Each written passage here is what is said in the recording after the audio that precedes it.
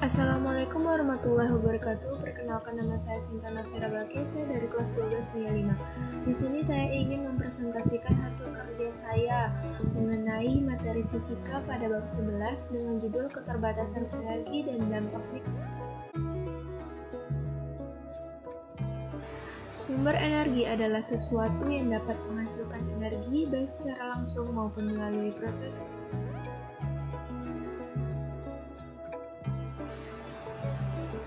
A. Sumber energi dan penggunaannya. 1. Jenis sumber energi berdasarkan kelestariannya.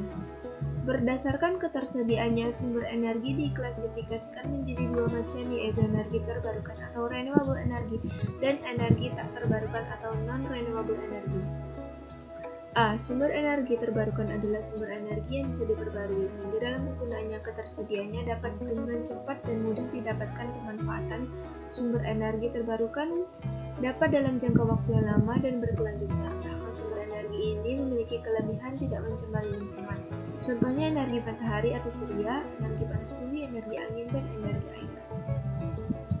B. Sumber energi tak terbarukan adalah sumber energi dari sumber daya alam yang tidak dapat diperbaharui. Artinya, ketersediaannya di dalam alam ini terbatas karena proses pembentukannya yang memerlukan waktu yang sangat lama.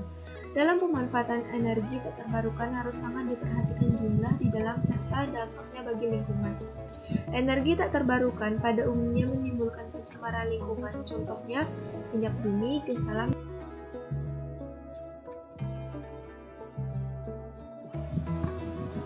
Contoh gambar sumber energi terbarukan dan tak terbarukan. Ini adalah contoh energi terbarukan, yaitu tenaga surya, tenaga air, energi biomasa, energi panas bumi, energi angin. Energi tak terbarukan, bahan bakar fosil, batu bara, nuklir, gas alam.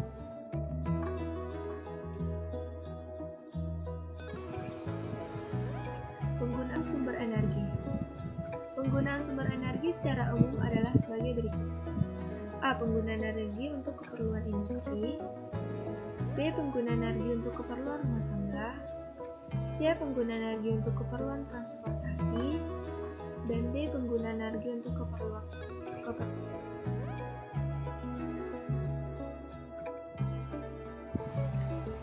3. Energi fosil.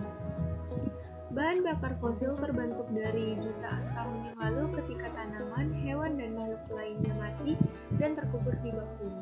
Biasanya secara bertahap berubah selama bertahun-tahun karena panas dan tekanan dalam kerak bumi dan terbentuk batu bara, minyak, dan gas.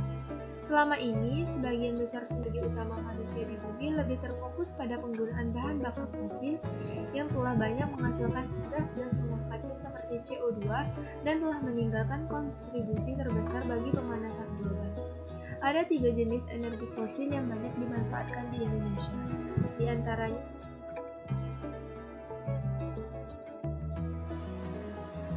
A. Minyak bumi. Minyak bumi merupakan cairan kental berwarna coklat gelap dan kehidupan yang mudah terbakar. Cairan ini juga sering disebut sebagai emas hitam yang berada di lapisan atas dari sebagian area yang ada di kerak bumi.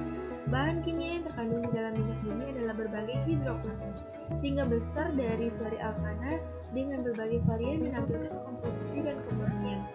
Minyak bumi diambil dari sumur minyak yang terdapat di lokasi sumber minyak melalui berbagai macam proses, yakni proses studi geologi, analisis, sedimen, karakter, serta struktur sumber.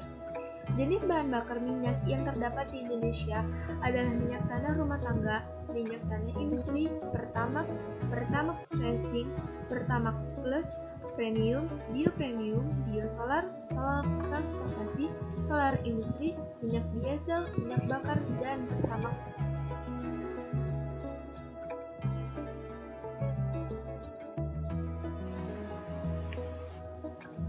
B. Batu bara. Batu bara adalah batuan yang dapat dibakar karena terbentuk dari endapan organik sisa tumbuhan yang kemudian dibentuk dengan proses pembatubaraan. Unsur-unsur kimia yang terdapat dalam batu bara ini adalah hidrogen, oksigen, dan juga karbon. Batu bara merupakan bahan bakar yang bisa digunakan sebagai bahan bakar pembangkit listrik tenaga uap yang juga bisa digunakan dalam teknik peleburan logam dan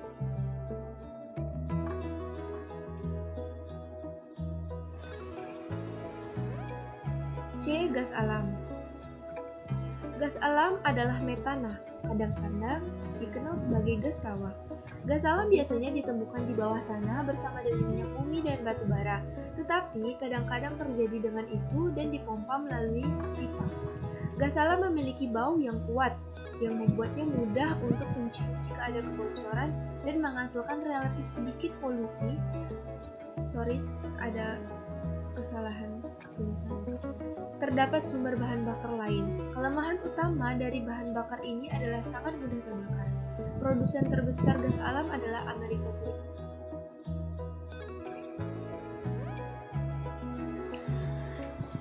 Ketersediaan energi fosil di Indonesia. Energi fosil, sumber daya cadangan, profan di tanah fosil. Minyak buminya sebesar 86,9 barel. Gasnya 384,7 TSCF. TSCF ini juga bisa disebut triliun kaki kubik. Batu baranya 57 miliar ton. Produksi per tahun 9 miliar barel kaki kubik. Gasnya 182 TSCF, batu baranya 19,3 miliar ton. Ketersediaan atau tanpa eksplorasi 15 juta barel, 3,0 TSCF di 130 juta won. Cadangan atau produksi minyak bumi 23, gas 62, batu bara 100. B. Solusi terhadap keterbatasan energi. Penghematan energi.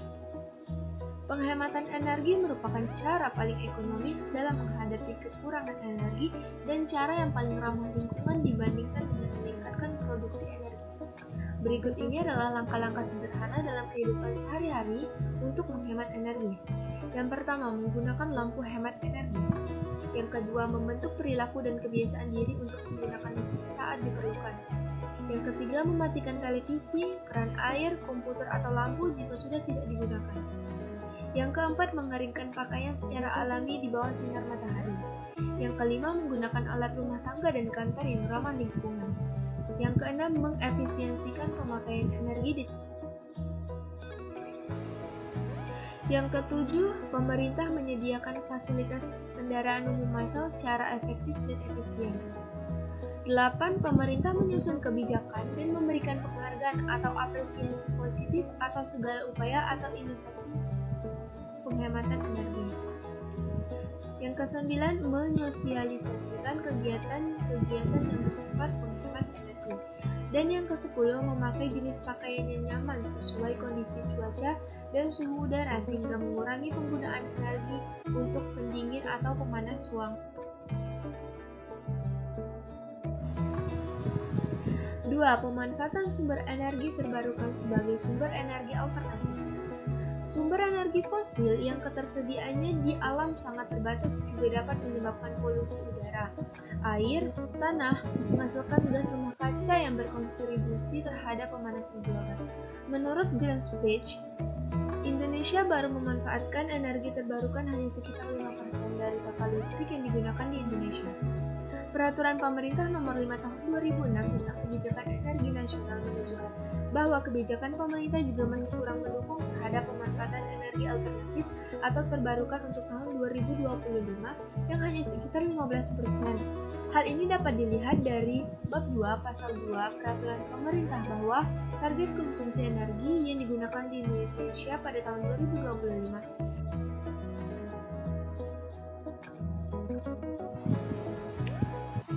minyak bumi kurang dari 20%, gas bumi lebih dari 30%, batu bara lebih dari 33%, biofuel lebih dari 5%, panas bumi lebih dari 5%, energi baru dan terbarukan lainnya khususnya biomasa, nuklir, tenaga air skala kecil, tenaga surya dan tenaga air lebih dari 5%, dan bahan bakar lainnya yang berasal dari pencairan batu bara lebih dari 2%.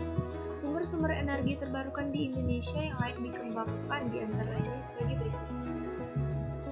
Biomasa, biofuel, panas bumi, tenaga air, tenaga angin, tenaga nuklir, tenaga surya, gelombang laut, pasang surut air laut, hidrogen, dan energi panas. Sekian presentasi dari saya. Apabila ada kesalahan ataupun kekurangan, saya mohon maaf. Saya akhiri dengan wabillahi taufiq wal hidayah. Wassalamualaikum warahmatullahi wabarakatuh.